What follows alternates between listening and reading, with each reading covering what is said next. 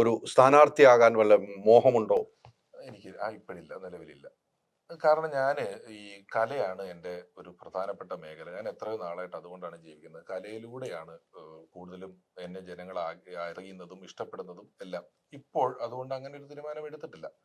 കാരണം കലയാണ്. ഇല്ല എന്ന് പറയാനും കഴിയില്ല. ഞാനിപ്പോൾ എന്നോടൊരു 5 വർഷം മുമ്പ് രാഷ്ട്രീയം തുറന്നു പറയുമായിരുന്നു എന്ന് ചോദിച്ചാൽ എനിക്ക് ഉത്തരം പറയാൻ പറ്റില്ല.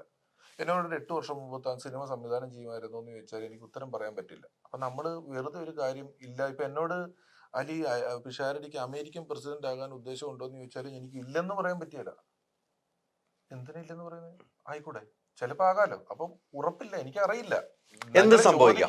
നാളത്തെ കുറിച്ചാണ്. എന്ത് സംഭവിക്കാം? നാളത്തെ കുറിച്ച് ചോദിക്കുന്ന ഒരു കാര്യം, അതിൽ ഞാൻ മാത്രം ഒരു തീരുമാനം എടുത്താൽ നടക്കുന്ന കാര്യം ഒന്നിനെ ചോദിക്കുന്നത് അല്ലേ? അപ്പൊ എനിക്ക് അതിന് ഒരു വളരെ റിജിഡ് ആയിട്ട് ഇന്നതാണ് സംഭവിക്കുന്നത്, ഇന്ന പോലെ വരുന്ന ഒരു ഉത്തരം ഇപ്പോൾ പറയാൻ സാധ്യമല്ലാത്തത് കൊണ്ടാണ് അങ്ങനെ പറയുന്നത്. സാധ്യമായ കാര്യങ്ങളിൽ ഉത്തരം പറയാം. സാധ്യമായ കാര്യങ്ങളിൽ ഉത്തരം പറയാം. എനിക്ക് പിഷാരടിയിൽ കണ്ട ഒരു ക്വാളിറ്റി, ഞാൻ ഒരു മാധ്യമപ്രവർത്തനാണ്, എനിക്ക് രാഷ്ട്രീയമുണ്ട്, എനിക്ക് കലയുണ്ട്, ഇതെല്ലാം ഉള്ള ഒരു വ്യക്തി തന്നെയാണ് ഞാൻ, സ്വയം പറയുകയാണ്. അത് തന്നെയാണ്. പക്ഷെ പരസ്യമായിട്ട് ഒരു രാഷ്ട്രീയക്കാരൻ എന്ന് പറയാൻ മലയാള സിനിമയിൽ ഞാൻ കണ്ട കുറച്ച് പേരോട്, അത് പിഷാരടിയെ ഞാൻ അഭിനന്ദിക്കുന്നു, അഭിമാനം കൊള്ളുന്നു. കാരണം പിഷാരടി പറഞ്ഞ പ്രസംഗം, ഭാരത് ജോഡോ യാത്രയിൽ എനിക്കും കമലഹാസനും ഒന്നുപോലെയാണ്, ഞങ്ങൾ ഒരുമിച്ച് നടന്നവരാണ്. സൗത്തില് പുള്ളി നടന്നു, ഞങ്ങൾ നടന്നു. അത് അഭിമാനത്തോടു കൂടി യൂത്ത് കോൺഗ്രസ് സമ്മേളന വേളയിലാണ് അത് പറയുന്നത്. അതിലെനിക്ക് അഭിമാനമുണ്ട്. പിഷാരടി സ്വന്തം രാഷ്ട്രീയം, എന്റെ രാഷ്ട്രീയം ഇതാണ്, ഞാൻ KSU പ്രസ്ഥാനത്തിലൂടെ വന്നതാണെന്ന് പരസ്യമായിട്ട് പറയാം. അതിന് മുമ്പ് പറഞ്ഞു തുടങ്ങി. മിമിക്രി ഉണ്ടായിരുന്നു. എന്റെ വീട്ടില് INTUസിലായിരുന്നു അച്ഛൻ ജോലി ചെയ്ത കമ്പനിയിൽ ഉണ്ടായിരുന്നത്. ഒരു കോൺഗ്രസ് കുടുംബമായിരുന്നു. സലീമേട്ടന്റെ ട്രൂപ്പിലാണ്. സലീമേട്ടൻ വലിയ കോൺഗ്രസ്സുകാരനായിരുന്നു. സലീമേട്ടന്റെ ഗ്രൂപ്പിൽ മാനേജറായിട്ടാണ് പോകുന്നത്. ട്രൂപ്പിൽ മാനേജറായിട്ടാണ് പോകുന്നത്. അന്ന് താങ്കളിലുള്ള കല മനസ്സിലാകാതെ മാനേജറാക്കി വെച്ചു എന്നാണ് ഞാൻ അറിഞ്ഞിരിക്കുന്നത്. കല മനസ്സിലായിട്ടുണ്ട്. പക്ഷെ എന്റെ ഒരു ഓർഗനൈസിംഗ് കപ്പാസിറ്റി ഒക്കെ കുറച്ചുകൂടെ ഓർമ്മിക്കുകയും നിൽക്കുകയൊക്കെ ചെയ്യുന്നതുകൊണ്ടാണ് അദ്ദേഹം അങ്ങനെ ചെയ്തതെന്ന് പറയുന്നത്. അപ്പൊ അതുകൊണ്ട് ഇതിൽ നിന്നുള്ളൂ. പിന്നെ ഈ ഒരുപാട് പേര് തുറന്നു പറയാത്തതെന്ന് പറയുന്നത്, സുരേഷ് ഗോപി പക്ക പറയുന്ന ഒരാളാണ്. പക്ക പറഞ്ഞ ആളാണ്. സുരേഷ് ഏട്ടൻ പക്ക പറഞ്ഞ ആളാണ്. ഞാൻ ഈ ഇടയ്ക്ക് അത് പറയാം. അപ്പം ഈ തുറന്നു പറയൽ എന്ന് പറയുന്നത് കൊണ്ട് കുറച്ച് ലോസ് ഉണ്ടാകും എന്നുള്ളത് കൊണ്ടാണ് പലരും അത് പറയാത്തത്. പിന്നെ എല്ലാവരും പറയും നമുക്ക് എല്ലാവരും വേണം, എല്ലാവരുടെയും ഇഷ്ടം നമുക്ക് വേണം. അതൊരു ഭയങ്കര സെൽഫിഷ് ആയിട്ടുള്ള സ്റ്റേറ്റ്മെന്റ് ആണ്. നമുക്ക് എല്ലാവരും വേണം എന്ന് പറയുന്നത്, നമ്മൾ എത്ര പേർക്കുണ്ട് എന്നുള്ളത് നമ്മൾ കൺഫ്യൂസിങ് ആയിട്ടിരിക്കുകയും നമുക്ക് എല്ലാവരും വേണം എന്ന് പറയുന്ന രീതിയിലാണ് ഇവരെല്ലാവരും ഇത് പറയാത്തത്, ഗുപ്തമായിട്ടിരിക്കുന്നത്. ഞാൻ അങ്ങനെയല്ല. ഒരു സാഹചര്യം വന്നപ്പോൾ അത് പറയേണ്ടത് ഒരു പൗരൻ എന്നുള്ള നിലയിൽ എൻ്റെ ഒരു വലിയ കർത്തവ്യമാണ്. ഞാനത് ചെയ്യേണ്ടതായിട്ടുണ്ട്. പക്ഷെ മര്യാദകൾ പാലിക്കണം എന്ന് ഞാൻ ഫ്രം ദി വെരി ബിഗിനിങ് അതിൽ വിചാരിച്ചിരുന്നു. ഞാൻ ആ മര്യാദ പാലിച്ചിട്ടുമുണ്ട്. പക്ഷെ പിഷാരടി അവിടെ പറഞ്ഞു വെച്ച കാര്യങ്ങൾ പേരെടുത്ത് പറയാതെ CPM-നെ പരസ്യമായിട്ട് വിമർശനം നടത്തിക്കൊണ്ടാണ് പിഷാരടി ഒരു യാത്ര പോകുന്നത്. അല്ല, കേരളയിലെ കാര്യം പറയുന്നുണ്ട്. CPM-നെ നിങ്ങൾ പറഞ്ഞതാണ്, ഞാൻ പറഞ്ഞിട്ടില്ല. അല്ല, അതല്ല, പിഷാരടി പറയാതെ മറ്റുള്ളവർ വായിച്ചെടുക്കുന്നു. പിഷാരടി പറയുന്ന വാക്കുകളിൽ നിന്നും വായിച്ചെടുക്കുന്ന കാര്യമാണ് ഞാൻ പറഞ്ഞത്. അത് അരിഭായി അവിടെ പറഞ്ഞ കാര്യത്തിൽ ഞാൻ രാഷ്ട്രീയത്തിൽ വന്നല്ലോ. ഞാൻ കയ്യിൽ നിന്ന് പൈസ മുടക്കി ഡീസൽ അടിച്ച് എന്റെ വണ്ടി ഓടിച്ചിട്ടാണ് 10-30 മണ്ഡലത്തിൽ പ്രചരണത്തിന് പോകുന്നത്. 1 രൂപ മേടിച്ചിട്ടല്ല ഞാൻ ഈ 10-30 മണ്ഡലങ്ങളിലും പോകുന്നത്. ഈ 30 സ്ഥലത്തും ഞാൻ പോയ ആ സ്ഥാനാർത്ഥിയെ കുറിച്ചല്ലാതെ എതിർ സ്ഥാനാർത്ഥിയുടെ മെറിറ്റ്സോ ഡിമെറിറ്റ്സോ പേരോ ഞാൻ എവിടെയും പറഞ്ഞിട്ടില്ല. മര്യാദയാണല്ലോ. ഞാൻ അവരെ പറ്റി ഒരു കുറ്റവും എവിടെയും പറയുന്നില്ല. ആകെ ഞാൻ എൻ്റെ സ്റ്റേജ് പ്രോഗ്രാമുകൾ, എൻ്റെ ടെലിവിഷൻ ഷോസ്, ഞാൻ ചെയ്യുന്ന സിനിമകൾ, എവിടെയും ഞാൻ രാഷ്ട്രീയം 1% കലക്കുകയോ പറയുകയോ ചെയ്യുന്നില്ല. ഞാൻ രാഷ്ട്രീയം പറഞ്ഞത്, രാഷ്ട്രീയം പറയാൻ വിളിച്ച സ്റ്റേജിലാണ്. ഞാൻ ഫേസ്ബുക്കിൽ അധികം രാഷ്ട്രീയം ഇടാറില്ല, അധികമല്ല, ഇടാറില്ല. അതിലുള്ള എൻ്റെ ഫോളോവേഴ്സിൽ അല്ലെ കൂടെ നിൽക്കുന്ന ആരും അത് രാഷ്ട്രീയം കണ്ട് വന്നവരല്ല. അതുകൊണ്ട് ഞാൻ ഒരിക്കലും എൻ്റെ ഇപ്പോഴുള്ള പേജുകളിൽ ഇപ്പോൾ രാഷ്ട്രീയം പറയാൻ റെഡിയല്ല, ഇപ്പോൾ റെഡിയല്ല. ഇനി ഞാൻ അങ്ങനെ പറയണേ എനിക്ക് മറ്റെന്തോ ഒരു മാധ്യമം തുടങ്ങി ഞാൻ ഇതിൽ പറയും എന്ന് പറഞ്ഞിട്ട് എനിക്ക് തുടങ്ങാൻ പറ്റുള്ളൂ. അപ്പൊ ഞാൻ ആ 30 സ്ഥലത്തിന് പേര് പറഞ്ഞില്ല. ഈ തൃശ്ശൂരെ യൂത്ത് കോൺഗ്രസിന്റെ സമ്മേളനത്തിന് എന്നെ വിളിക്കുമ്പോൾ പോലും ഞാൻ 10ാമത് പ്രസംഗിക്കുന്ന ആളാണ്. 10 പേര് പ്രസംഗിച്ചു. 10 പേര് വലിയ രാഷ്ട്രീയത്തിൽ എക്സ്പീരിയൻസ് ആയിട്ടുള്ള വലിയ നേതാക്കൾ 10 പേര് പ്രസംഗിച്ചു. 10ാമത് പ്രസംഗം എന്നോട് 10 മിനിറ്റ് എന്ന് പറഞ്ഞു. ഞാൻ 9 മിനിറ്റ് 52 സെക്കൻഡ് എങ്ങാണ്ട് പ്രസംഗിച്ചേക്കുന്നത്. എനിക്ക് അതിനൊരു കണക്ക്, ഒരു ക്ലോക്ക് മനസ്സിലോടും. എനിക്കറിയാം ഏതാണ്ട് എത്ര നേരമായിരുന്നു. അപ്പോഴും ഞാൻ ആരുടെയും പേര് പറഞ്ഞില്ല, ഒരു പാർട്ടിയുടെയും പേര് പറഞ്ഞില്ല. കുറച്ച് നർമ്മമുള്ള, വലിയ കേൾക്കുന്നവന് ചിരി വരുന്ന ഒരു നർമ്മമുള്ള കാര്യം പറയാം എന്ന് പറഞ്ഞു. അതിൽ കണ്ടന്റ് ഉണ്ട്, ഇല്ലെന്ന് ഞാൻ പറയുന്നില്ല, കണ്ടന്റുകൾ മാത്രമേ ഉള്ളൂ. മാത്രമേ ഉള്ളൂ. അങ്ങനെ പറഞ്ഞിട്ടുള്ളൂ. അപ്പൊ ഞാൻ എൻ്റെ ഭാഗത്തുനിന്ന് പാലിക്കാവുന്ന എല്ലാ മര്യാദകളും വളരെ കൃത്യമായി പാലിച്ചു തന്നെയാണ് ഇതുവരെയുള്ള രാഷ്ട്രീയം. ഇവിടെയും പുതുപ്പള്ളിയിലും 9 മിനിറ്റ് വീതം 18 മിനിറ്റ് ഞാൻ ആകെ കേരളത്തിൽ രാഷ്ട്രീയം പറഞ്ഞിട്ടുള്ളൂ. ഇപ്പൊ വല്ല ഇനി പറയേണ്ടി വന്നാ പറയാം.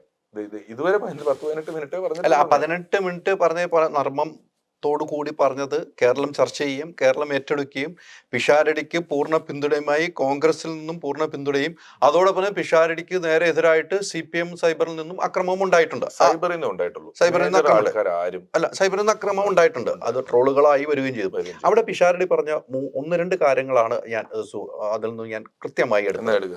ഒന്ന് എടുത്തത്, പണ്ടങ്ങോ എഴുതി വെച്ച പുസ്തകവുമായിട്ട് ഇപ്പോഴും ഓർത്തിരിക്കുന്നു, ഏതോ സ്വർഗരാജ്യത്തിൽ പോകാമെന്ന്. അത് CPM മാത്രം ഉദ്ദേശിച്ചാണെന്ന് ആർക്കും അറിയാം, ഇല്ലേ? തീർച്ചയായിട്ടും അറിയാം. വിചാരിച്ചോളൂ. അല്ല, അറിയാമല്ലോ. ആയിക്കോട്ടെ, ഇനി ഞാൻ പറയാം. അതായത് എനിക്ക് കൃത്യമായിട്ട് 1800-കളുടെ പകുതി, 1850-40 ഒക്കെയാണ് ഇത് മാർക്സ് ഇത് എഴുതുന്നത്, ഈ ആശയങ്ങളൊക്കെ എഴുതുന്നത്. അപ്പം ഞാൻ കേരളത്തിലെ കമ്മ്യൂണിസ്റ്റ് പാർട്ടിയോ കമ്മ്യൂണിസ്റ്റ് പ്രവർത്തകരെയോ രാഷ്ട്രീയക്കാരെയോ അല്ല, കമ്മ്യൂണിസം എന്ന ആശയത്തെക്കുറിച്ച് ഗ്ലോബൽ കമ്മ്യൂണിസത്തിനെതിരാണോ? കമ്മ്യൂണിസം പ്രാക്ടിക്കൽ അല്ലെന്നുള്ള ബോധ്യമുണ്ട്. എതിർക്കേണ്ട കാര്യമില്ല. ആളുകൾക്ക് എന്ത് വേണേലും വിശ്വസിക്കാൻ സ്വാതന്ത്ര്യമുള്ള ലോകത്ത് ഞാൻ എന്തിനാ, എനിക്ക് ചപ്പാത്തിയാണ് ഇഷ്ടം എന്ന് പറഞ്ഞ് ചോറ് തിന്നുന്ന ഒരാളെ ഞാൻ എതിർക്കേണ്ട കാര്യമുണ്ടോ? അവരുണ്ടോട്ടെ, എനിക്ക് കുഴപ്പമില്ല, ഞാൻ ചപ്പാത്തി തിന്നുള്ളൂ. അപ്പൊ ഇത് പ്രാക്ടിക്കൽ അല്ല, ഈ ഐഡിയോളജി പ്രാക്ടിക്കൽ അല്ല എന്നുള്ള ബോധ്യം എനിക്കുണ്ട്. നമ്മുടെ നാട്ടിൽ ഡെമോക്രസിയുടെ ഫിൽട്ടറിലൂടെ വരുന്നൊരു കമ്മ്യൂണിസമാണ്. അത് കമ്മ്യൂണിസ്റ്റ് എന്ന് പേരുള്ള ഒരു കക്ഷി രാഷ്ട്രീയ പാർട്ടി എന്നല്ലാതെ വലിയ തോതിൽ കമ്മ്യൂണിസ്റ്റ് ആശയങ്ങളെ പുലുകി നിൽക്കുന്ന ഒരു പാർട്ടിയായിട്ട് ഇവിടുത്തെ കമ്മ്യൂണിസ്റ്റ് പാർട്ടിയെ കാണണ്ട. അങ്ങനെ ഇല്ല. കാരണം കമ്മ്യൂണിസം പ്രാക്ടിക്കൽ അല്ല. കമ്മ്യൂണിസം പ്രാക്ടിക്കൽ എന്ന് പറഞ്ഞാൽ, കമ്മ്യൂണിസം ഗൂഗിൾ ചെയ്ത് നോക്കിയാൽ, നിങ്ങൾ നോക്കിയാൽ എന്താണ് കമ്മ്യൂണിസ്റ്റ് ഐഡിയോളജി എന്ന് നോക്കിയാൽ, അധികാരവും പണവും ഗവൺമെന്റിന്റെ കയ്യിലാണ്. ഗവൺമെന്റ് ഇത് കളക്ട് ചെയ്ത് തുല്യമായിട്ട് വീതിച്ചു കൊടുക്കും. ഇതാണല്ലോ കമ്മ്യൂണിസം, ആണോ? അതെ അതെ, തീർച്ചയായിട്ടും. തീർച്ചയായിട്ടും. അധികാരവും പണവും ഗവൺമെന്റിന്റെ കയ്യിലാണ്. ഗവൺമെന്റ് ഇത് തുല്യമായിട്ട് വീതിച്ചു കൊടുക്കും. തുല്യത പ്രാക്ടിക്കൽ അല്ല. തുല്യത എന്ന് പറയുന്നത് ഏത് ഭരണം വന്നാലും ഇത് തന്നെയാണ് കേട്ടോ.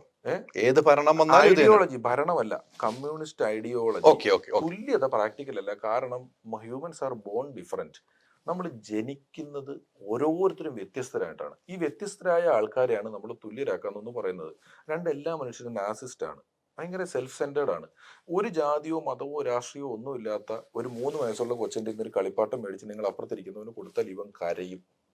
ഇവര് തമ്മിൽ ഈ കളിപ്പാട്ടത്തിന് വേണ്ടി വഴക്കുണ്ടാക്കും. ഈ 3 വയസ്സുള്ള കൊച്ചിന് ഇത് പ്രശ്നം ഉണ്ടാകുന്നത് എന്തുകൊണ്ടാണ്? ഇവന് വല്ല പാർട്ടി അറിയാവോ? അത് നമ്മുടെ ജനറ്റിക്സിൽ എഴുതിയിട്ടുള്ള സാധനമാണ്. നമ്മുടെ എന്താ അതിന് പറയുന്നത്, ഒരു ബേസിക് ഇൻസ്റ്റിങ്ക്റ്റ് ആണ്, ഒരു ജീവിക്കുള്ള പോലെ. അതുകൊണ്ട് തന്നെ നമ്മളിങ്ങനെ എല്ലാവരുടെയും സാധനം നമ്മൾ കളക്ട് ചെയ്തിട്ട് തുല്യമായിട്ട് കൊടുക്കുക എന്ന് പറയുന്ന ഒരു സിസ്റ്റം പ്രാക്ടിക്കൽ അല്ല. അത് ഒരിക്കലും പ്രാക്ടിക്കൽ ആവില്ല എന്നുള്ള ബോധ്യം എനിക്ക് നല്ലോണം ഉണ്ട്. അതിന് വേണ്ടി പ്രാക്ടിക്കലാക്കാൻ ശ്രമിച്ചെടുത്ത് സംഭവിക്കുന്നത് എന്താണെന്നറിയാമോ? അലി 100 രൂപയാണ് നമുക്കൊരു, അല്ലെ 100 ഉണ്ട്. അലി 80 രൂപയ്ക്ക് ഒരു ദിവസം പണിയെടുത്തു, ഞാൻ 20 രൂപയ്ക്ക് ഒരു ദിവസം പണിയെടുത്തു. അലി 80 രൂപയ്ക്ക് ഞാൻ 20 രൂപയ്ക്കും പണിയെടുത്തപ്പോൾ ഈ 80-20 കൂടെ ഗവൺമെന്റ് കളക്ട് ചെയ്തിട്ട് എനിക്കും അലിക്കും 50 രൂപ വീതം തന്നു.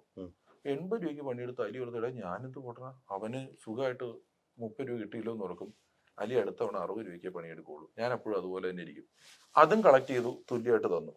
ഇത് കുറഞ്ഞുകൊണ്ടിരിക്കും. പണിയെടുക്കുന്നവൻ അതിന് വേണ്ട റിവാർഡ് കിട്ടിയില്ലെങ്കിൽ അവൻ കുറഞ്ഞുകൊണ്ടിരിക്കും, മറ്റവൻ അലസനായിക്കൊണ്ടിരിക്കും. നമ്മുടെ ടോട്ടൽ പ്രൊഡക്ടിവിറ്റി കുറഞ്ഞ് ഈ 20-ലോ 30-ലോ എന്ന് പറഞ്ഞ് വന്ന് നിൽക്കുമ്പോൾ പിന്നെ നമ്മൾ കൈയും കാലും ഇട്ടടിച്ചിട്ട് കാര്യമില്ല. നമുക്ക് മുന്നിലേക്ക് പോകാൻ പറ്റാത്ത ഒരവസ്ഥ. ഇങ്ങനെ നമ്മൾ തുല്യത എന്ന് പറഞ്ഞ് നിന്നാലുണ്ടാവും. പിന്നെ ഈ ഇൻഡസ്ട്രിയൽ റെവല്യൂഷൻ കഴിഞ്ഞിട്ട് മുതലാളിയും തൊഴിലാളിയും തമ്മിലുള്ള വലിയ പ്രശ്നങ്ങൾ വന്നപ്പോഴാണ് കമ്മ്യൂണിസം ഉടലെടുക്കുന്നതും വളർന്നതും വികസിക്കുന്നതും എല്ലാം. ഒരു മുതലാളിയും തൊഴിലാളിയും കൂടാതെ കസ്റ്റമർ എന്ന് പറയുന്ന ഒരു സ്ഥലമുണ്ട്. മുതലാളിയും തൊഴിലാളിയും കൃത്യമായിട്ട് ഡിഫൈൻ ചെയ്യാൻ പറ്റാത്തതിൻ്റെ ഒരു പ്രശ്നമുണ്ട്. എൻ്റെ വീട് പണി നടക്കുകയാണ്, ഞാനൊരു കമ്പനി പണിയെടുക്കുകയാണ്. കമ്പനിയിൽ രാവിലെ തൊട്ട് 5 മണി വരെ പണിയെടുക്കുന്ന ഞാൻ തൊഴിലാളിയും, വീട്ടിൽ വന്നപ്പോൾ എൻ്റെ വീട് പണിയുന്ന പണിക്കാരുടെ മുതലാളിയുമാണ് ഞാൻ. ടെക്നിക്കലായിട്ട് എന്നെ നിങ്ങൾക്ക് എവിടെ കൊണ്ട് വെക്കാൻ പറ്റും എന്നുള്ള ഇതിൻ്റെ കൃത്യമായ ഡെഫിനിഷനിൽ ഒരു വലിയ പാടുണ്ട്. എവിടെയാണ് നമ്മളെ കൊണ്ട് പ്ലേസ് ചെയ്യുക? നമ്മളാണ് മുതലാളി, നമ്മളാണ് തൊഴിലാളി. ഇനി തൊഴിലാളി വളർന്നാൽ എന്താവും? ഒരു തൊഴിലാളിക്ക് നിങ്ങൾ സർവ്വ സൗകര്യങ്ങളും കൊടുത്ത്, അല്ലെങ്കിൽ തൊഴിലാളി സ്വന്തമായിട്ട് വാണിജ്യം നടത്തി വ്യവസായം നടത്തി ഇയാൾ വളർന്നു വലുതാവുന്നു. വലുതായാലും അയാൾക്ക് മുതലാളിയായേ പറ്റൂ. തീർച്ചയാണ്. അപ്പൊ നമ്മൾ എങ്ങനെ മുതലാളിയെ വീണ്ടും എതിർക്കും? അപ്പൊ ഇവര് പറയും മുതലാളിത്തമാണ്, മുതലാളി ചൂഷണത്തെയാണ് നമ്മൾ എതിർക്കുന്നത് എന്ന് പറഞ്ഞാൽ മുതലാളിയെ സംബന്ധിച്ചോ അല്ലാതെ ഓരോരുത്തരും അവനവൻ ചെയ്യുന്ന ഒരു പണിയുടെ മെറിറ്റിനനുസരിച്ചേ കിട്ടുള്ളൂ. അത് രാഷ്ട്രീയ പാർട്ടികളിൽ പോലും ഒന്നിച്ചൊരു കോളേജിൽ ഒരു വിദ്യാർത്ഥി സംഘടനയിൽ 2 പേര് പ്രവർത്തിക്കുന്നു. ഇതിൽ ഒരാൾ കുറച്ച് ബുദ്ധിയുള്ളവനും പ്രസംഗിക്കാൻ അറിയുന്നവനും പ്രാക്ടിക്കൽ വിസിറ്റ് ഉള്ളവനും കഴിവുള്ളവനുമാണെങ്കിൽ ഇവൻ ജില്ലാ secretary, unit secretary, panchayat member, മറ്റേ മറിച്ച് ഇവൻ മുഖ്യമന്ത്രി വരെ ആവാം. ഇവൻ ഇത്രേ ആവുള്ളൂ. ഇവര് തമ്മിൽ തുല്യരാണോ? ഒരിക്കലുമല്ല. ഇവന് വരുന്നിടത്ത് ജയ് വിളിക്കാൻ ആയിരക്കണക്കിന് ആൾക്കാരും, ഇവന് സ്റ്റേജിൽ ഫ്രണ്ടിൽ സീറ്റും, ഇവന് ഗസ്റ്റ് ഹൗസും വണ്ടിയും വിദേശയാത്രയും സൗകര്യങ്ങളും അധികാരവും ഇവനിത് കിട്ടില്ല. അതിന്റെ കാരണം ഇവന്റെ മിടുക്കാണ്. ഈ മിടുക്കിന് തമ്മിൽ വ്യത്യാസം ഉള്ളിടത്തോളം കാലം നമ്മൾ എങ്ങനെ തുല്യത റെഡിയാക്കും? അപ്പം ഇത് വന്ന കാലത്ത് ആളുകൾക്ക് ഈ ആശയത്തോടൊരു പ്രണയമായിപ്പോയി. ഒരു സിദ്ധാന്തം വരികയാണ്. എന്തൊരു മനോഹരമായ സിദ്ധാന്തമാണത്, എല്ലാവരും തുല്യരായിരിക്കുക എന്ന് പറഞ്ഞത്. പക്ഷെ അത് പെട്ടെന്ന് തന്നെ കാലഘട്ടത്തിന് മനസ്സിലായി അങ്ങനെയല്ല, ചെയ്യുന്ന പണിക്കുള്ള റിവാർഡാണ് എല്ലാവർക്കും കിട്ടുള്ളൂ എന്നുള്ളത്. ഞാൻ പറഞ്ഞത് ഗ്ലോബലി ഈ ആശയത്തോടുള്ള പ്രാക്ടിക്കലി ഇത് പ്രാക്ടിക്കൽ അല്ലെന്നുള്ള, ഇത് ഗ്ലോബലി ഇത് ഞാൻ പറഞ്ഞത് ഗ്ലോബലി ഇത് എത്ര പ്രാക്ടിക്കൽ ആവുമോ എന്നുള്ള സംശയമാണ്. ഞാൻ ആദ്യം പറഞ്ഞത് കേരളത്തിൽ പക്ഷെ ഈ ഡെമോക്രസിയിലൂടെ ഫിൽട്ടർ ചെയ്യുന്നു വിശ്വാസിയായ കമ്മ്യൂണിസ്റ്റ് ഉണ്ട്. എന്ത് ഇല്ലോജിക്കൽ കോമ്പിനേഷൻ ആണ്. പ്രവാസിയായ കമ്മ്യൂണിസ്റ്റ് ഉണ്ട്. പ്രവാസി എന്ന് പറഞ്ഞാൽ മൊണാർക്കിയുള്ള രാജഭരണമുള്ള മിഡിൽ ഈസ്റ്റിലൊക്കെ പോയി താമസിക്കുന്ന കമ്മ്യൂണിസ്റ്റ് ഉണ്ട്. സോഷ്യോ ക്യാപിറ്റലിസ്റ്റ് ആയിട്ടുള്ള അമേരിക്ക പോലെയുള്ള സ്ഥലങ്ങളിൽ പോയി നിൽക്കുന്ന കമ്മ്യൂണിസ്റ്റുകാരുണ്ട്. അവരവിടെ നിൽക്കുകയും അവിടുത്തെ എല്ലാ സൗകര്യങ്ങളും അനുഭവിക്കുകയും ചെയ്യും. അവർ കമ്മ്യൂണിസ്റ്റായി നിൽക്കുകയും ചെയ്യുന്നു. പക്ഷെ അവിടെ അവരുടെ ഒരു കമ്മ്യൂണിസ്റ്റും ഇല്ല. നാട്ടിൽ ഇതിറക്കാൻ പറ്റുള്ളൂ. അപ്പൊ ഞാൻ പറഞ്ഞത് ഇത്രയും എനിക്ക് എൻ്റെ ഒരു ലോക അനുഭവം വെച്ചിട്ട് ഈ സിദ്ധാന്തം പ്രാക്ടിക്കൽ ആകുമെന്ന് സംശയമുണ്ട്. ഈ രീതിക്ക് നടന്ന കാലഘട്ടം ഉണ്ടായിരുന്നു കേരളത്തിൽ. ഉറപ്പായിട്ടും ഉണ്ടായിരുന്നു. അല്ലേ? ആ കാലഘട്ടം മാറാനുള്ള കാരണം മാറി മാറി വരുന്ന രാഷ്ട്രീയ നേതാക്കളിൽ നിന്നും പറ്റുന്ന പ്രശ്നങ്ങളാണോ? ആകാം. അത് മാത്രമല്ല, ഞാൻ പറഞ്ഞല്ലോ ഈ ഇൻഡസ്ട്രിയൽ റവല്യൂഷൻ മുതലാളി തൊഴിലാളി ഉണ്ടായിരുന്നു. ആ സിദ്ധാന്തം എടുത്ത് ഇവിടെ കൊണ്ടുവരുമ്പോൾ ഇവിടെ ജന്മിയും അടിയാനുമാണ്. ഇവിടെ മതത്തിന്റെ പ്രശ്നമാണ്. ഇവിടെ അന്ന് വലിയ ഇൻഡസ്ട്രിയോ വ്യവസായങ്ങളോ ഒന്നുമില്ല. അന്ന് വലിയ കോൺട്രിബ്യൂഷൻ നടത്തിയിട്ടുണ്ട്. അതില്ലെന്നൊക്കെ പറഞ്ഞാൽ ഞാൻ പറയുന്നത് ഭയങ്കര തെറ്റായ സ്റ്റേറ്റ്മെന്റ് ആവും. വലിയ കോൺട്രിബ്യൂഷൻ സാമൂഹിക പരിവർത്തനത്തിൽ ആ സമയത്ത് ഇടതുപക്ഷ പാർട്ടികളും കമ്മ്യൂണിസത്തിൽ നിന്ന് വന്നാണല്ലോ ഈ പാർട്ടി. വലിയ കോൺട്രിബ്യൂഷൻ ഉറപ്പായിട്ടും ആ കാലഘട്ടത്തിൽ നൽകിയിട്ടുണ്ട്. പക്ഷെ കാലം ടപ്പടപ്പയെന്നും പറഞ്ഞ് മാറി വരികയാണല്ലോ. ഇപ്പോ ഞാനൊരു ഉദാഹരണം പറയാം അലിഭായ്. അതായത് ഒരു കാലഘട്ടത്തിൽ ഭൂമിയായിരുന്നു അസറ്റ്. രാജാക്കന്മാരൊക്കെ ഇങ്ങനെ അതിർത്തി കൂട്ടി കൂട്ടി കൂട്ടി കൊണ്ടുപോവുക, പിടിച്ചു വരിക, അതിർത്തി വർദ്ധിപ്പിക്കുക, ഭൂമിയായി. പിന്നെ ഭൂമിയല്ല, വെറുതെ ഭൂമി ഉണ്ടായിട്ട് കാര്യമില്ല, പ്രൊഡക്ഷൻ വേണം എന്ന് പറഞ്ഞു. വ്യവസായ വിപ്ലവമൊക്കെ വന്ന സമയത്ത് പ്രൊഡക്ഷൻ ഇൻഡസ്ട്രിയിൽ വന്നു, അങ്ങനെയുള്ള ഇൻഡസ്ട്രീസ് ഒക്കെ വന്നു. അത് കഴിഞ്ഞ് ഇപ്പോൾ ബിഗ് ഡാറ്റ എന്ന് പറയുന്നതാണ് ഏറ്റവും വലിയ അസറ്റ്. ലോകത്തിലെ ആദ്യത്തെ 5 കോടീശ്വരന്മാരെ എടുത്താലും അത് മേറ്റയാണെങ്കിലും ഗൂഗിൾ ആണെങ്കിലും ടെസ്ല ആണെങ്കിലും എല്ലാം ഇവർ നിൽക്കുന്നത് ബിഗ് ഡാറ്റയാണ്. ആളുകളെ കുറിച്ചുള്ള ഡാറ്റ കളക്ഷൻ എന്ന് പറയുന്നതാണ്. ഈ ഡാറ്റ അനുസരിച്ചിട്ട് ഞാനിപ്പം ഒരു ഉദാഹരണം പറയാം. ഇത് ഏതാണ്ട് 9,000 കോടിയാണ് ഇന്ത്യയുടെ ഒരു കൊല്ലത്തെ പരസ്യ വരുമാനം.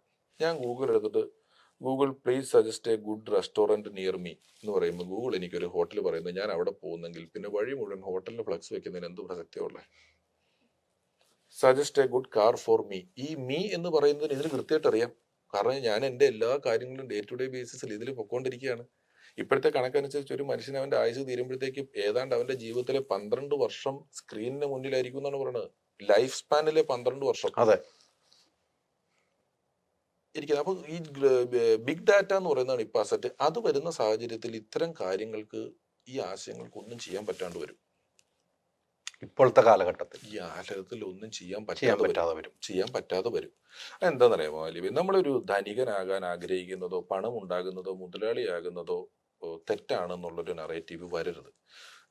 പണം ഒന്നും അല്ലെന്നൊക്കെ നമ്മൾ പറഞ്ഞാലും നമ്മൾ കഴിക്കുന്ന ഭക്ഷണം, നമ്മൾ താമസിക്കുന്ന സ്ഥലം, നമ്മൾ ധരിക്കുന്ന വസ്ത്രം, നമ്മളുടെ ചികിത്സ, നമ്മുടെ യാത്ര, നമ്മുടെ വിദ്യാഭ്യാസം, നമ്മുടെ സോഷ്യൽ സ്റ്റാറ്റസ്, ഇതിനെയൊക്കെ പണം സ്വാധീനിക്കുന്നുണ്ട്.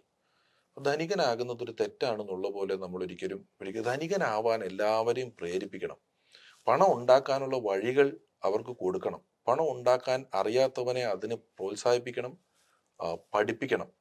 ഞാൻ ചില ഇലക്ഷൻ പ്രചരണത്തിനൊക്കെ പോകുന്ന സമയത്ത് ചില സ്ഥാനാർത്ഥികളുടെ പ്രചരണത്തിന് പറയുന്നത് ഞാൻ കേട്ടിട്ടുണ്ട്. പാവങ്ങളിൽ പാവമായ, പാവങ്ങളെ അറിയാവുന്ന, പാവങ്ങളുടെ പ്രശ്നങ്ങൾ അറിയാവുന്ന, പാവങ്ങളിൽ പാവമായ പാവപ്പെട്ട ഇന്നവനെ വിജയിപ്പിക്കുക. പാവപ്പെട്ടവന്റെ പ്രശ്നം എന്താണ്? പൈസയില്ല. പൈസ ഉണ്ടാക്കാൻ അറിയുന്നവനെ വേണ്ടേ നമ്മൾ സ്ഥാനാർത്ഥിയാക്കാനും വിജയിപ്പിക്കാനും, അല്ലെങ്കിൽ അത് കയ്യിൽ നിന്ന് എടുക്കാനെങ്കിലും പറ്റണ്ടേ? നമ്മളെക്കാൾ ഒരു പറ്റാത്ത ഒരാളെ എങ്ങനെ ഈ സ്ഥലത്ത് കൊണ്ട് നിർത്താൻ പറ്റും? അങ്ങനെ ഇപ്പം എന്താ പറയുന്നത്, നമ്മുടെ കഴിഞ്ഞ അങ്ങനത്തെ വർഷം ഓസ്കാർ കിട്ടിയ പാരസൈറ്റ് എന്ന് പറയുന്ന പടത്തിന് ഓസ്കാർ കൊടുത്തപ്പോൾ അവർ പറഞ്ഞത് ലോകം ഉണ്ടായ കാലം മുതൽ ധനികൻ വില്ലനും ദരിദ്രനും പാവപ്പെട്ടവനും എന്നാണ് പറയുന്നത്. അങ്ങനെയില്ല, ഇതെല്ലാത്തിലും ഉണ്ട്. നല്ല മനുഷ്യനും ചീത്ത മനുഷ്യനും എല്ലാ മതത്തിലും എല്ലാ വിഭാഗത്തിലും ധനികനിലും ദരിദ്രനിലും ഒക്കെ ഉണ്ട്. പണമല്ല ഇവന്റെ സ്വഭാവം ചീത്തയാക്കുന്നതോ അങ്ങനെ ഇങ്ങനെയുള്ള ഒന്നുമില്ല. ദരിദ്രനിലും ധനികനിലും ഒക്കെ ഇതെല്ലാം ഉണ്ട്. പിന്നെ ഇതിനെ പറ്റി പറഞ്ഞുകൊണ്ട് ഇതിപ്പോ ഈ പാവങ്ങളിൽ പാവമായ പാവപ്പെട്ടവന് തിരിച്ചറിയാവുന്ന ഈ പാവപ്പെട്ടവന് വോട്ട് ചെയ്യാന്ന് പറഞ്ഞ അനൗൺസ്മെന്റുകൾ നമ്മൾ പല മേഖലയിൽ പോകുമ്പോഴും കേൾക്കാറുണ്ട്. ഈ അനൗൺസ്മെന്റ് ചെയ്യുന്ന പാർട്ടികൾ, ഇതേ പേരുകൾ പറയുന്ന പാർട്ടികൾ, അവൻ പാവപ്പെട്ടവനെയാണോ നിർത്തിയതെന്നും കൂടെ പരിശോധിക്കേണ്ട ഒരു ബാധ്യത ജനങ്ങൾക്കുണ്ടാവില്ലേ? അതല്ല, ജനങ്ങൾ എല്ലാ രാജ്യത്തിനും കിട്ടുന്ന ഗവൺമെന്റ് അവർക്ക് അർഹിക്കുന്നതാ. ജനങ്ങൾ ഇത് കണ്ട് വോട്ട് ചെയ്യും. ഞാൻ ഇവനെ കൊണ്ട് ഒരു ധനികനെ അവിടെ കൊണ്ട് നിർത്തിയ ജനം വോട്ട് ചെയ്യലോ തോറ്റു. ഞാൻ ജനങ്ങളോടാ പറഞ്ഞേ, നിങ്ങൾ ഈ സാധനത്തിൽ കേട്ടിട്ട് അവൻ പാവപ്പെട്ടവൻ അവനെ വോട്ട് ചെയ്തേക്കെന്ന് അങ്ങനെയല്ല ചിന്തിക്കണ്ടേ. നമ്മളെയൊക്കെ മിടുക്കുള്ളൊരുത്തൻ അവൻ നമ്മുടെ പഞ്ചായത്തിൽ നിന്നാൽ അവന് പേഴ്സണലി കണക്ഷൻസ് ഉണ്ട്, അവന് പല കാര്യങ്ങൾ കോർഡിനേറ്റ് ചെയ്യാൻ പറ്റും, അവന് പല സംഭവങ്ങൾ ചെയ്തെടുക്കാൻ പറ്റും എന്നുള്ള ഒരാൾ നേതൃത്വ നിലയിൽ വരുമ്പോൾ ഇത് ഒരു അഡ്മിനിസ്ട്രേറ്റീവ് വർക്കാണ് രാഷ്ട്രീയം. ഇപ്പോ തൃക്കാക്കര ഇലക്ഷൻ നടന്നപ്പോൾ ഒരു സ്ഥാനാർത്ഥിക്ക് പറയേണ്ടി വന്നു, ഞാൻ ചെറുപ്പത്തിൽ പോസ്റ്റർ ഒട്ടിക്കാൻ പോയിട്ടുണ്ട്. എന്തുകൊണ്ടാണ് പറയേണ്ടി വരുന്നത്? ധർമ്മജൻ ഇലക്ഷൻ നിന്നപ്പോൾ പലരും ചോദിച്ചു, ഇയാൾ പോസ്റ്റർ ഒട്ടിച്ചിട്ടുണ്ടോ, ഇയാൾ ഒരു അടി കൊണ്ടിട്ടുണ്ടോ? കാരണം പോസ്റ്റർ ഒട്ടിക്കുന്നതൊക്കെ ഒരു രാഷ്ട്രീയക്കാരനാകാനുള്ള ഒരു വലിയ ക്വാളിറ്റി ആയിട്ട് ഇവിടെ കണക്കാക്കപ്പെടുന്നുണ്ട്. അങ്ങനെയാണെങ്കിൽ കേരള സംസ്ഥാനത്തിൽ ഓരോ വെള്ളിയാഴ്ച എത്ര പോസ്റ്റർ ഒട്ടിക്കുന്നുണ്ട് സിനിമയ്ക്ക്? ഇവരെല്ലാം പൊളിറ്റിക്സ് വരണ്ടേ, വലിയ ആൾക്കാരാവണ്ടേ? ഇതൊരു അഡ്മിനിസ്ട്രേറ്റീവ് വർക്കാണ്. ഇതൊന്നും ഇതിന്റെ ഘടകങ്ങളല്ല. വേറെ ഒരു രാജ്യത്തും, അമേരിക്കയുടെ പ്രസിഡന്റോ ഓസ്ട്രേലിയയുടെ പ്രസിഡന്റോ കാനഡയുടെ പ്രസിഡന്റോ, ഒരു രാജ്യത്തെയും നേതാക്കൾക്ക് ഇതൊന്നുമല്ല ക്വാളിറ്റി. നേതാവാകാനുള്ള ക്വാളിറ്റി ഒരു സ്കൂൾ ലീഡറെങ്കിലും ആയിരിക്കുക എന്നുള്ളതാണ്. അപ്പോ ഞാൻ പറഞ്ഞത് ഇതൊരു വലിയ ക്വാളിറ്റി ആയിട്ട് കണക്കാക്കപ്പെടുന്നു. രാഷ്ട്രീയത്തിൽ വരാനുള്ള ഏറ്റവും ക്വാളിറ്റി എന്ന് പറയുന്നത് ഇതൊക്കെയാണ്. അതല്ല, ഇത് അഡ്മിനിസ്ട്രേറ്റീവ് വർക്കാണെന്നും ഇത് നമ്മുടെ നയിക്കുന്ന ആള് അഡ്മിനിസ്ട്രേറ്റീവ് പവർ അയാൾക്കുണ്ടോ, അയാളുടെ ഏകോപനം, അയാളുടെ സംഘാടനം, അയാളുടെ വിവരം, വിദ്യാഭ്യാസം, അത്യാവശ്യത്തിന് കാര്യങ്ങൾ കോർഡിനേറ്റ് ചെയ്യാനുള്ള കാര്യങ്ങൾ. അല്ലാതെ ജനങ്ങളുടെ വിഷമമൊക്കെ ആർക്കാ അറിയാത്ത അലിബൈ? പാവങ്ങളുടെ വിഷയം അറിയാത്തതാണ്. ഇവിടെയുള്ള ഏത് ജനിച്ചപ്പോഴും ധനികനായിട്ട് വന്ന കുറച്ച് പേരേ ഉള്ളൂ. എല്ലാവരും പണിയെടുത്തും കഷ്ടപ്പെട്ടും അങ്ങനെ ഇങ്ങനെയൊക്കെ വന്ന ആൾക്കാരല്ലേ. അപ്പം അതിനോടൊന്നും ഒരു എതിർപ്പ് വേണ്ട എന്നാണ് ഞാൻ പറഞ്ഞത്. ഇപ്പൊ ഈ പറഞ്ഞ ഈ പോസ്റ്ററിന്റെ കാര്യം പറയുമ്പോൾ പ്രധാനപ്പെട്ട രണ്ട് കാര്യങ്ങൾ അതിനകത്ത് എനിക്ക് ഓടിയെത്തുണ്ട്. CPM എന്നൊരു പാർട്ടി പണ്ട് തൊട്ട് പറയുന്ന പോസ്റ്റർ ഒട്ടിച്ചും അല്ലെ, CPM എല്ലാ രാഷ്ട്രീയക്കാരും എല്ലാ പറയുന്നത് അതില് പോസ്റ്റർ ഒട്ടിച്ചു എന്ന് പറഞ്ഞ അടികൊണ്ടും വന്ന ഒരു പ്രസ്ഥാനത്തിന്റെ ആളെന്ന് പറയുന്നത് CPM എന്ന DYFI പോലെ പ്രസ്ഥാനം തന്നെയാണ് പറയുന്നത്. ഒരു മിനിറ്റ്, പ്രസ്ഥാനം കോൺഗ്രസ് അത്തരം ഒരു ആശയത്തിലേക്ക് പറയാറില്ല എന്നാണ് എനിക്ക് മനസ്സിലാക്കുന്നത്. കോൺഗ്രസ് ഞാൻ പറയുന്നത് ചിലപ്പം ഇപ്പം കോൺഗ്രസിനുള്ളിൽ തന്നെ ചോദിച്ചു കളയും. ചിലപ്പോൾ ഇവൻ പോസ്റ്റർ ഒട്ടിക്കാൻ വന്നിട്ടോ ഇവൻ ഇതിന് വന്നിട്ടോ എന്ന് ചോദിച്ചു കളയും. അത് ഇല്ലെന്ന് പറഞ്ഞാൽ ഞാൻ നിഷേധിക്കും, പറയാറുണ്ട്. അത് ഇവിടെയുള്ള എല്ലാ രാഷ്ട്രീയ പാർട്ടിക്കാരും പറയാറുണ്ട്. ഓക്കെ, എല്ലാ രാഷ്ട്രീയക്കാരും പറയാറുണ്ട്. പക്ഷെ അത് ഇപ്പോൾ നടക്കുന്നില്ല. പണ്ട് ഇതായിരുന്നു നടന്നുകൊണ്ടിരുന്നത് എന്ന് പറഞ്ഞാൽ, പണ്ടൊരു രാഷ്ട്രീയ പാർട്ടിയുടെ പ്രവർത്തനം എന്ന് വെച്ചാൽ അവൻ അധ്വാനിക്കുമായിരുന്നു. അവൻ ഓരോ മേഖലയിലും പോസ്റ്റർ ഒട്ടിക്കാനും ഇലക്ഷൻ പ്രചരണത്തും രാത്രി കാലങ്ങളിൽ പോകുന്ന ഒരു പ്രവർത്തകനായിരുന്നു പണ്ട്. ഇപ്പോൾ അല്ല. ഇപ്പോൾ അങ്ങനെയുള്ള ആളുകൾക്ക് സ്ഥാനവുമില്ല. അത് കൃത്യമാണല്ലോ, ഒരു പാർട്ടിയിൽ സ്ഥാനമില്ല. അത് ഈ ഡിജിറ്റലൈസേഷന്റെ ഭാഗമായിട്ടാണ്. ഇതൊക്കെ കൂടുതൽ ഡിജിറ്റലായി ആൾക്കാർ. ഈ പോസ്റ്റർ ഒട്ടിച്ചാൽ പോലും ആൾക്കാർ വണ്ടിക്കകത്ത് മൊബൈലും നോക്കിയിരിക്കുന്നത്. ഇത് വഴിയരികിൽ ഇത് ഒട്ടിച്ചു വെച്ചാൽ ഇത് നോക്കണ്ടേ ആരെങ്കിലും? വണ്ടിക്കകത്ത് മൊബൈൽ നോക്കിയല്ലേ ആൾക്കാർ ഇരിക്കുന്നത്. അതിന് ജനറൽ ഇൻവെൻഷൻ എന്ന് പറയും. ഇപ്പൊ കറണ്ട് ആയിരുന്നു കഴിഞ്ഞ 18ാം നൂറ്റാണ്ടിന്റെ പകുതിക്ക് വേണ്ടി കറണ്ട് കണ്ടുപിടിച്ചതാണ് ഏറ്റവും വലിയ അത്ഭുതമായത്. കറണ്ട് എന്ന് പറയുന്ന ഒരു സാധനം കണ്ടുപിടിച്ചതോടുകൂടി ഈ ലൈറ്റ് കത്തി, ഈ ക്യാമറ വർക്ക് ചെയ്തു, എക്സ്റേ മെഷീൻ, സ്കാനിങ് മെഷീൻ, വണ്ടി ഓടിച്ചു എന്ന് വേണ്ട നമ്മുടെ മൊബൈൽ ഫോൺ പോലും കറണ്ടിൽ വർക്ക് ചെയ്യുന്നുണ്ട്. അത് കഴിഞ്ഞ് 100-150 വർഷം കഴിഞ്ഞിട്ട് ഈ ഇന്റർനെറ്റ് കണ്ടുപിടിച്ചതാണ് ഏറ്റവും വിപ്ലവകരമായി മാറ്റം വരുത്തിയ ജനറൽ ഇൻവെൻഷൻ. ഇന്റർനെറ്റിൽ കൂടെ നിങ്ങൾക്ക് ഗൂഗിൾ മാപ്പ് ഇട്ട് വഴി ചോദിച്ചു പോവാം, ഹോട്ടൽ ബുക്ക് ചെയ്യാം, വീഡിയോ കാണാം, സിനിമ അപ്ലോഡ് ചെയ്യാം, കാണാം, ഇവിടുന്ന് വലിയ വലിയ ഡാറ്റാസ് ട്രാൻസ്ഫർ ചെയ്ത് അയച്ചു കൊടുക്കാം. ഒരുപാട് കാര്യങ്ങൾ വന്നു. അപ്പൊ ഈ പെട്ടെന്നുണ്ടായ മാറ്റത്തിന്റെ ഒരു സ്ഥലത്താ നമ്മൾ നിൽക്കുന്നത്. ഇപ്പോഴത്തെ പിള്ളേർ അവ ജനിക്കുമ്പോഴേ അതുണ്ട്. എന്റെയൊക്കെ ഒരു ഏജ് ഗ്രൂപ്പിലുള്ളവരും മുതിർന്ന ആൾക്കാരുടെയും പകുതിക്ക് വെച്ച് ഈ സാധനം കിട്ടിയിട്ട് ഇവർക്ക് ഇപ്പൊ ആകെപ്പാട് എന്ത് ചെയ്യണം എന്നുള്ള ഈ വെർച്വൽ വേൾഡും റിയൽ വേൾഡും തമ്മിൽ ഭയങ്കര കൺഫ്യൂസിംഗ് ആയിട്ട് നിൽക്കുന്നതിന്റെ ഒരു പ്രശ്നമുണ്ട്. അതുകൊണ്ടാണ് ഇപ്പൊ ഈ പ്രശ്നം അത്രയ്ക്ക് ഇല്ലാതെ വരുന്നത്. ഇപ്പോൾ ഈ പ്രശ്നം ഇല്ലാതെ വരുന്നത് നമ്മൾ പറഞ്ഞു വെച്ചതെന്ന് തന്നെ തുടങ്ങുകയാണ്. അന്ന് പറഞ്ഞ പ്രസംഗത്തിൽ നിന്ന് തുടങ്ങാം. അന്ന് പറഞ്ഞ 100 വർഷങ്ങൾ ഞാൻ കുറെ പറഞ്ഞു, 100 വർഷങ്ങൾക്ക് മുമ്പ് എഴുതി വെച്ച പുസ്തകം അതിപ്പോഴും സ്വർഗത്തിലേക്ക് പോകുന്നു പറഞ്ഞുകൊണ്ട് നടക്കുന്ന വിഡ്ഢിത്തരമായ കാര്യങ്ങൾ എന്നുള്ള ഉദ്ദേശിക്കാനാണ് പറയുന്നത്. ഉദ്ദേശം അത് തന്നെയാണ്, പറയുന്നില്ല ഉദ്ദേശം അത് തന്നെയാണെന്ന് പറയുന്നതിന് ഞാൻ ഓൺ ചെയ്യുന്നില്ല. നിങ്ങൾക്ക് എന്തുവേണേ പറയാം. ഓക്കെ, അത് ഏത് പാർട്ടിയാണെന്നും എല്ലാവർക്കും വ്യാഖ്യാനിച്ചെടുക്കാവുന്നുള്ളൂ. മാക്സിന്റെ പുസ്തകത്തെ കുറിച്ച് തന്നെയാണ് താങ്കൾ പറയുന്നത്. ഒരു മാത്രമല്ല, അത് CPM എന്ന ഒരു കമ്മ്യൂണിസ്റ്റ് പ്രസ്ഥാനത്തെ കുറിച്ചാണ് താങ്കൾ പറയുന്നത്. അത് അത്തരം ഒരു വേദിയിൽ താങ്കൾ പറയാനുള്ള ഈ നേരത്തെ നമ്മൾ ഒരു കമ്മ്യൂണിസം ഇങ്ങനെയല്ല എന്ന് പറഞ്ഞത് കൊണ്ട് താങ്കൾ ഒരു പഠന സ്റ്റൈല് കൊണ്ട് പഠനത്തിൽ നിന്നും പൂർണ്ണമായി ഉൾക്കൊണ്ടുകൊണ്ടാണ് ആ ഒരു കാര്യം പറയാൻ കാരണമായത്. ആണ് സാർ, അതല്ലേ ഞാൻ പറഞ്ഞത്. അന്നുള്ള ആശയങ്ങൾ ഇപ്പം കേരളത്തിലെ പാർട്ടി പോലും ഓൺ ചെയ്യുന്നില്ല. പക്ഷെ അത് പാർട്ടി പ്രവർത്തകർക്ക് മനസ്സിന്റെ ആഴത്തിൽ കൊള്ളില്ലേ? താങ്കൾ അങ്ങനെ പറയാം. പിഷാരടി പറഞ്ഞ ഒരു നടൻ എന്ന് പ്രേക്ഷകർ ഇഷ്ടപ്പെടുന്ന ഒരു നടൻ. സാർ, ഈ പ്രവർത്തകരെയും ഇത് ബാധിക്കുന്നില്ല സാർ. ഈ പ്രവർത്തകർ, ഞാനിത് പറയുന്നു, ഞാൻ ആരോടും ഇത് ഉപേക്ഷിക്കണമെന്നോ ഉപയോഗിക്കണ്ടെന്നോ മാറണമെന്നോ ഞാൻ പറഞ്ഞതാണ് ശരിയെന്നോ ഒന്നും ഞാൻ പറഞ്ഞില്ലല്ലോ. എനിക്ക് തോന്നി, ഞാനിത് പറയുന്നു. നിങ്ങളിപ്പോൾ സിനിമ റിവ്യൂയുടെ കാര്യം അല്ലെങ്കിൽ ഇതെടുക്കുമ്പോൾ പറയുന്ന പോലെ ഈ സാധനം ടെക്നിക്കലി ഇപ്പോൾ പ്രാക്ടിക്കൽ അല്ല. അന്ന് അതിന് വലിയ മൂല്യമുണ്ടായിരുന്നു. അന്നത്തെ ജനങ്ങൾക്ക് അതിനോട് പ്രണയമായിപ്പോയി എന്ന് മനസ്സിലായി. ഇപ്പോൾ ഞാൻ തന്നെ പറഞ്ഞല്ലോ, ഇപ്പോഴുള്ള കേരളത്തിലെ പാർട്ടി പോലും ഇതിലെ എല്ലാ ആശയങ്ങളെയും അതുപോലെ ഓൺ ചെയ്യുന്നില്ല.